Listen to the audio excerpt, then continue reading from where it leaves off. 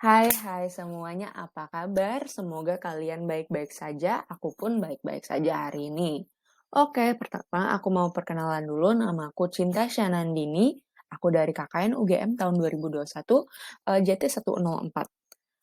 Aku bisa dipanggil Mbak Cinta, ya Mbak Cinta, Cinta.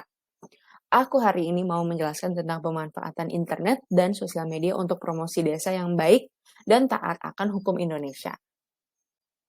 Nah, ini semuanya akan kita bahas hari ini, akan aku jelaskan. Oke, jadi aku ingin kalian menyimak karena pasti kalian tahu kan internet tuh makin sering digunakan sekarang. Pasti kalian sering menggunakan juga, entah itu untuk belajar, untuk sekolah daring, atau untuk hiburan aja. Misal kalian suka nonton video di YouTube atau di TikTok gitu. Nah, itu semua menggunakan internet dan kalian nanti akan terus menggunakan internet bahkan lebih menggunakan internet pada masa depan gitu. Jadi tolong didengarkan agar kalian paham. Pertama kita bahas dulu nih, apa sih sebenarnya internet itu? Jadi pasti kalian sering dengarkan internet, entah dari sekolah, dari teman, atau bahkan dari internet itu sendiri. Dari kalian main HP, kalian sering lihat, kata internet, tapi sebenarnya kalian tuh paham nggak sih internet itu sebenarnya apa definisinya?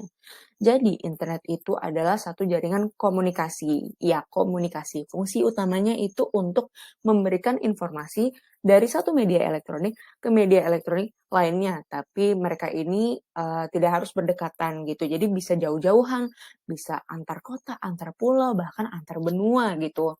Dan informasi ini bisa masih tersampaikan.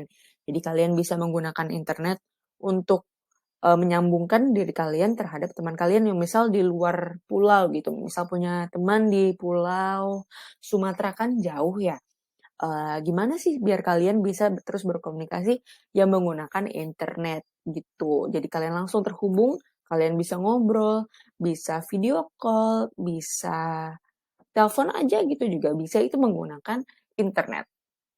Selanjutnya, kita belajar dulu sejarah internet. Nah, karena sejarah internet itu pasti panjang dan rumit karena internet itu, suatu teknologi yang emang udah berevolusi jauh gitu kan untuk ada di titik sekarang ini. Jadi aku mau menjelaskan secara singkat aja. Jadi, internet itu pertama ditemukan lah ya, sekitar tahun 1960-an. Itu di Amerika dengan suatu agensi atau organisasi bernama ARPA, yaitu Advanced Research Project Agency. Mereka membuat sistem jaringan kecil yang diberi nama ARPANET, yaitu merupakan cikal bakal internet yang kita gunakan sekarang. Tapi apa sih bedanya? Nah, untuk dulu itu, internet itu tidak semudah sekarang dipakainya. Kan kita sekarang kalau kita ingin menggunakan internet, tinggal, menggunakan HP, laptop, kita sambungkan ke WiFi ataupun ke, SIM card, gitu. Nah, itu sudah langsung tersambung ke internet. Nah, WiFi itu pasti kalian tahu kan WiFi. WiFi itu kan wireless. Wireless itu artinya tanpa kabel. Jadi kalian cuman, isi password WiFi lalu langsung terkonek, langsung bisa menggunakan internet. Nah, zaman dahulu tuh nggak gitu. Jadi internet itu sangat amat rumit, untuk mengakses. Jadi pakai kabel yang dicolokkan ke berbagai macam mesin, habis itu kita harus menunggu. Nah, menunggunya itu mesinnya juga suaranya kenceng gitu. Jadi kalau sekarang kan kayak tanpa apa ya, tidak diganggu apapun gitu kalau kita menggunakan internet. Nah, dulu tuh nggak gitu.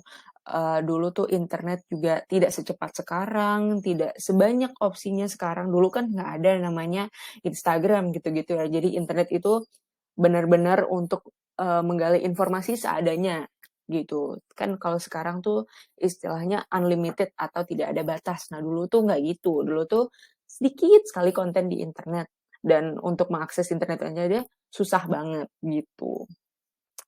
Nah, setelah itu dikembangkan terus, kita permudah cara untuk mengakses internet dan sampai ke tahap sekarang ini kan. Nah, untuk di Indonesia sendiri, internet itu baru masuknya ya nggak lama-lama banget lah ya, mungkin bagi kalian, lama. Aku sendiri kelahiran 2000. Nah, 1994 itu internet baru masuk ke Indonesia, jadi 6 tahun sebelum aku lahir. Dan itu tidak lama lah ya, itu pun internet yang masuk ke Indonesia itu tidak seperti sekarang.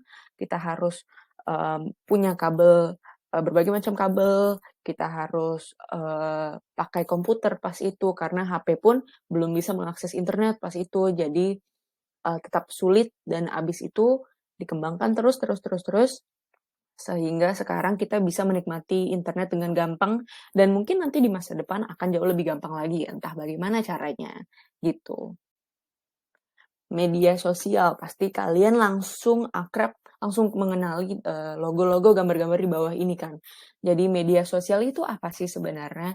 Media sosial itu yang tadi, aku bilang, dia menyediakan, platform untuk berkomunikasi dengan jarak yang jauh melalui internet ini. Jadi, fungsi media sosial utamanya itu untuk komunikasi.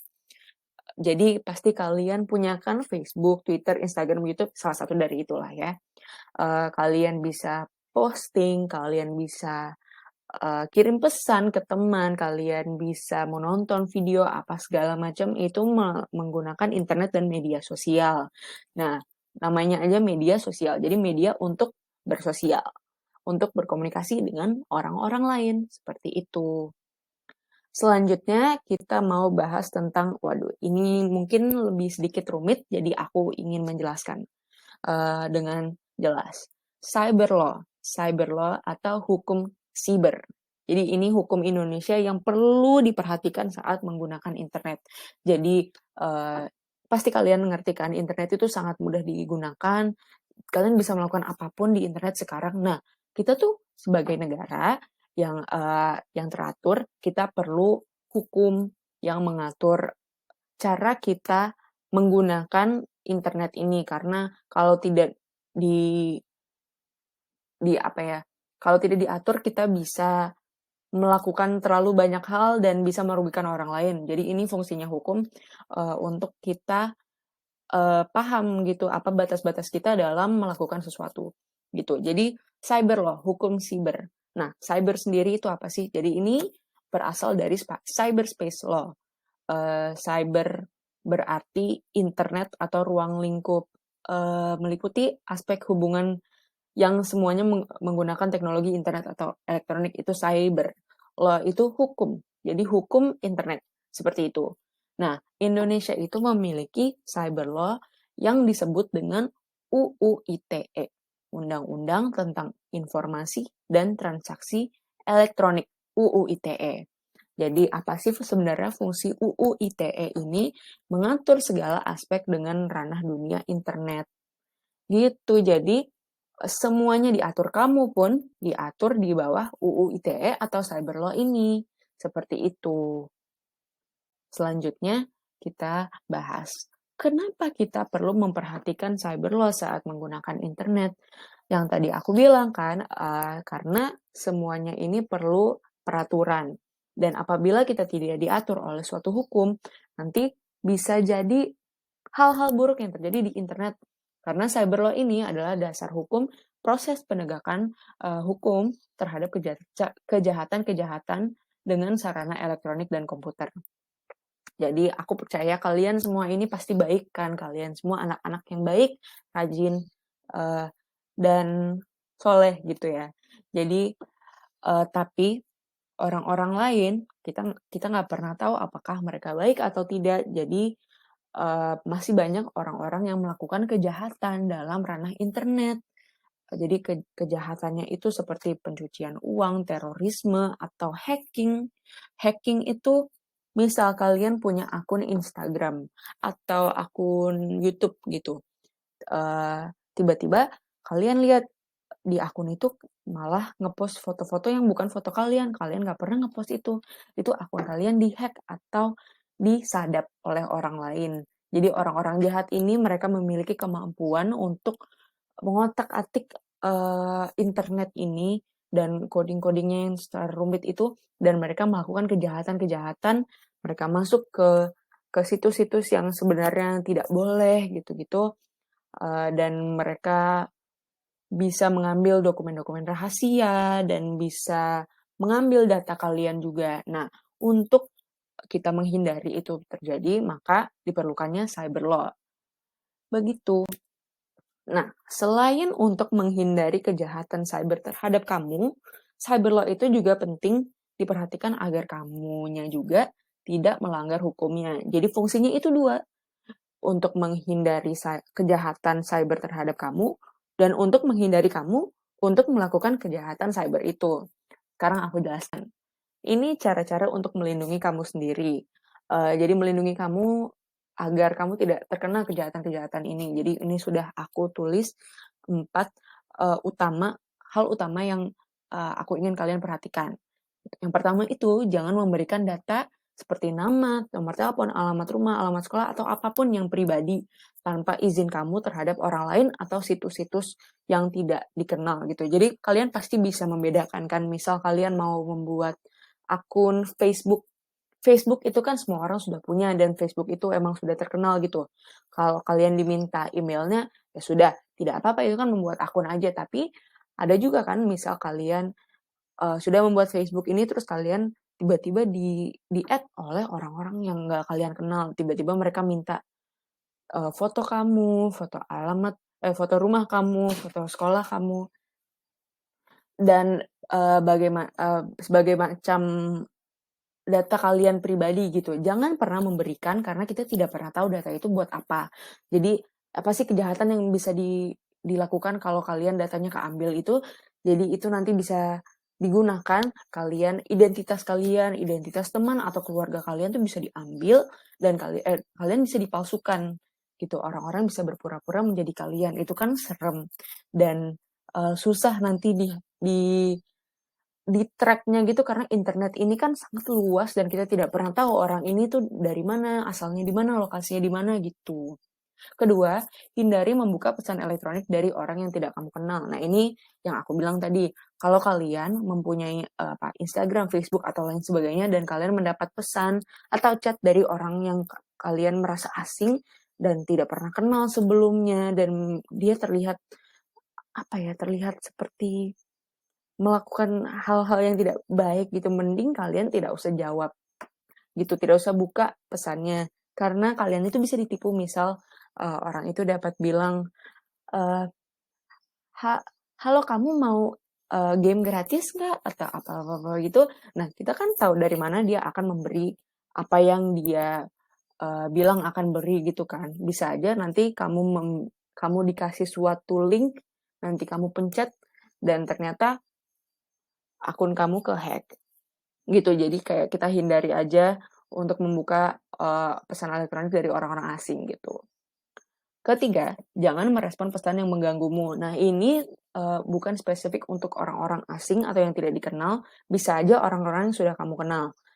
Tapi kalau kalian merasa pesan-pesan yang kalian dapatkan dari orang itu sudah mengganggumu atau sudah merasa tidak enak gitu, entah dari percakapan mereka atau dari, hal-hal yang mereka omongin gitu, udah tidak enak, mending tidak usah direspon karena aku ingin mengangkat juga soal cyberbullying. Pasti mungkin kalian pernah dengar cyber, lagi adalah internet.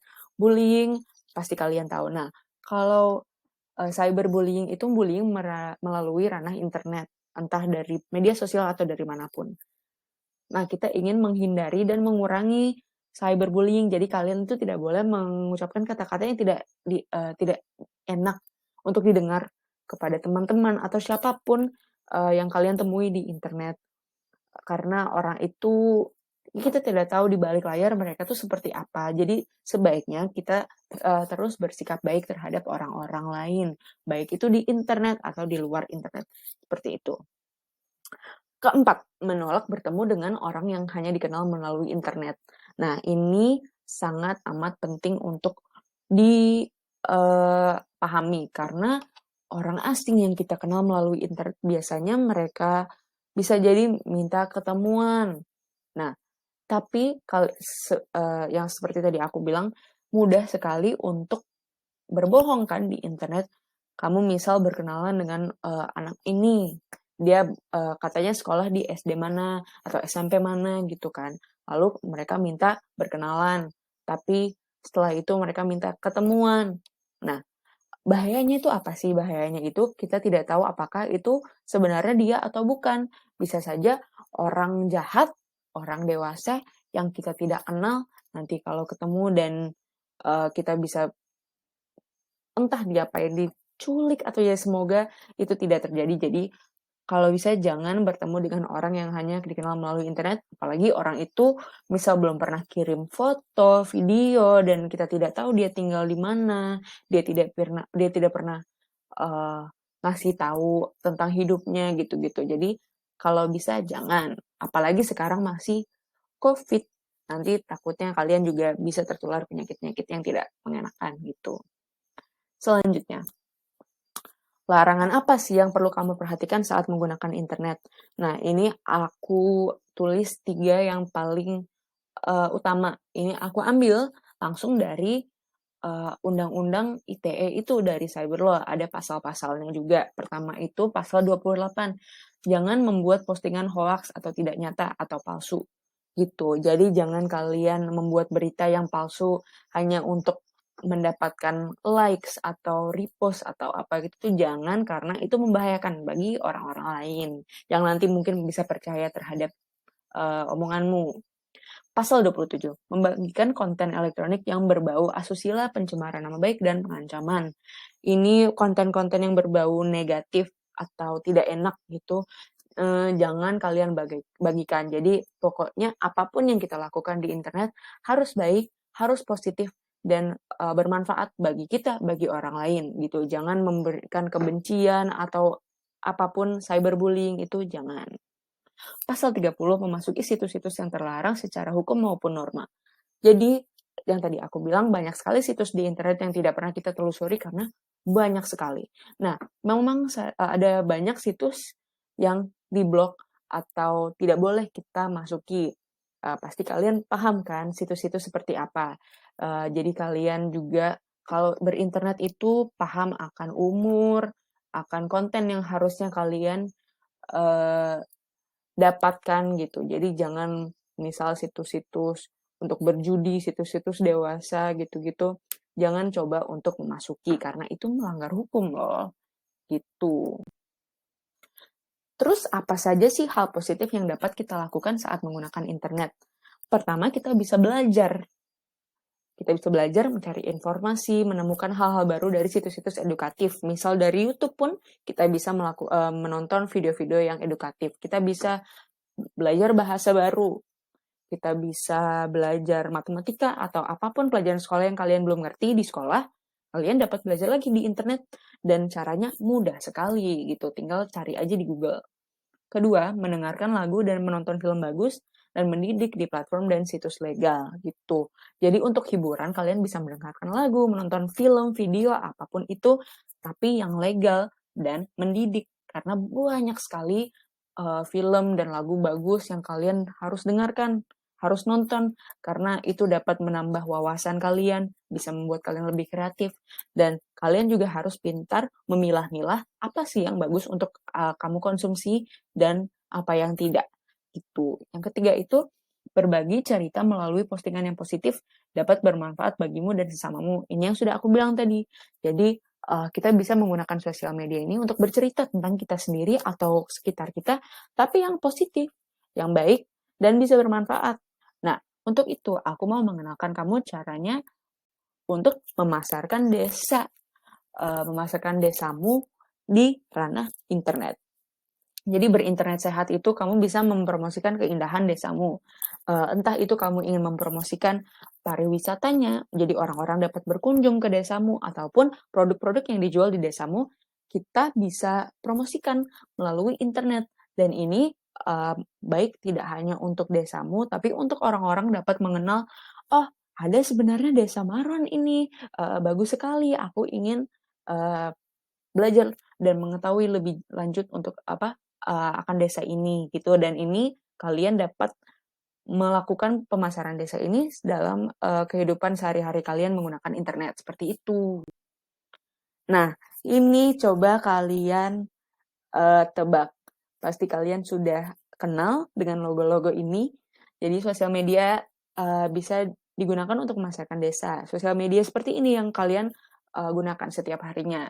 Nah, yang pertama ada TikTok, Instagram, YouTube, dan Blogspot. Untuk TikTok ini, apa sih yang bisa kalian lakukan? Jadi kalian pasti suka bikin konten video-video lucu, yang sedang ngetren gitu di TikTok. Nah, untuk memasarkan desa, ada juga banyak konten TikTok yang kalian dapat, buat. Misal kalian bisa merekam video, lucu dan mengasihkan gitu di, spot-spot tertentu di desa kalian yang menurut kalian tuh indah, estetik gitu, bagus dimasukkan video. Kalian bisa melakukan itu dan bisa diunggah, bisa, eee, meng menggunakan caption-caption lucu yang bisa orang-orang tertarik untuk, mengikuti konten-konten desamu ini di TikTok. Mungkin kalian juga dapat memulai tren baru untuk, memasarkan tempat-tempat, orang-orang gitu. Jadi kalian bisa membuat tren baru istilahnya kalau di TikTok gitu. Kalau Instagram itu merupakan aplikasi yang digunakan untuk mengunggah foto dan video. Nah, tapi sekarang itu Instagram juga bisa untuk, sarana berjualan. Jadi, yang seperti tadi aku bilang, mungkin, produk-produk yang dijual dalam desa kalian ini bisa diunggah ke Instagram. Bisa kalian foto, kalian video dengan bagus, dengan, dengan posisi yang oke gitu, yang dapat enak dilihat, kalian bisa unggah, setelah itu bisa dibagikan ke orang-orang yang mungkin berminat dan ingin membeli produk-produknya atau mungkin tertarik dengan, berkunjung ke desa kalian, seperti itu. Selanjutnya YouTube.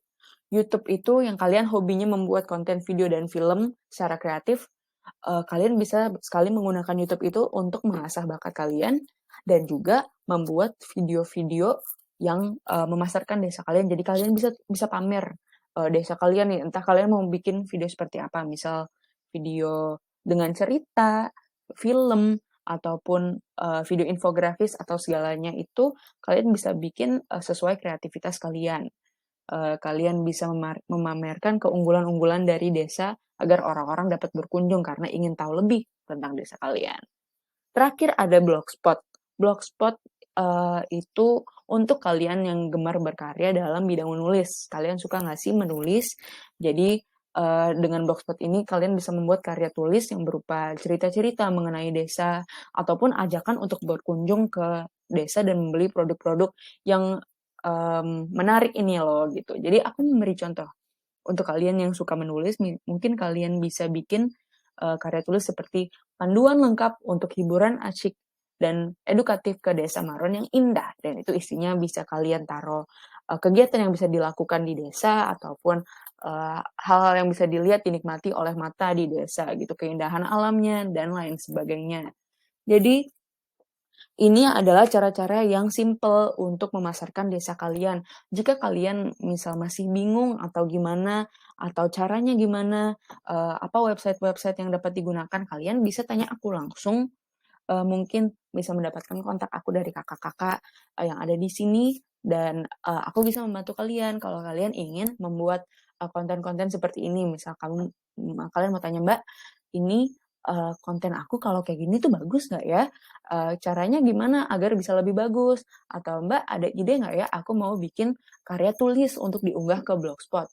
Gitu. Jadi kalian bisa tanya aku bisa jelaskan, dan membantu kalian untuk memasarkan desa melalui internet ini.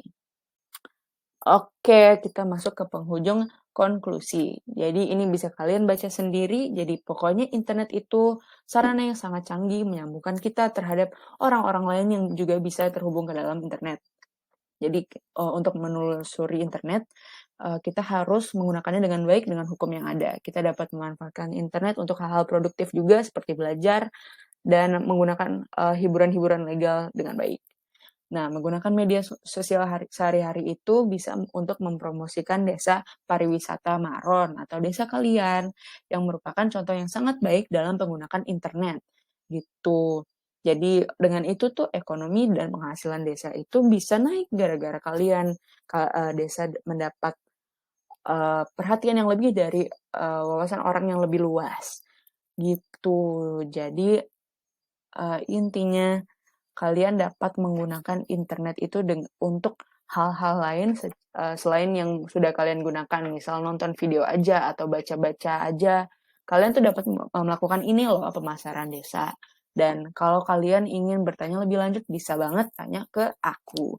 Bisa melalui media sosial ataupun nomorku juga tidak masalah, atau email. Sekian dari aku, ini adalah kutipan dari Bill Gates, pendiri Microsoft. The internet is becoming the town square of the global village of tomorrow, yang berarti internet menjadi alun-alun kota untuk desa global masa depan. Itu saja dari aku, terima kasih banyak untuk kalian dengarkan. Kalau ada pertanyaan, tolong langsung bilang ke aku. Terima kasih.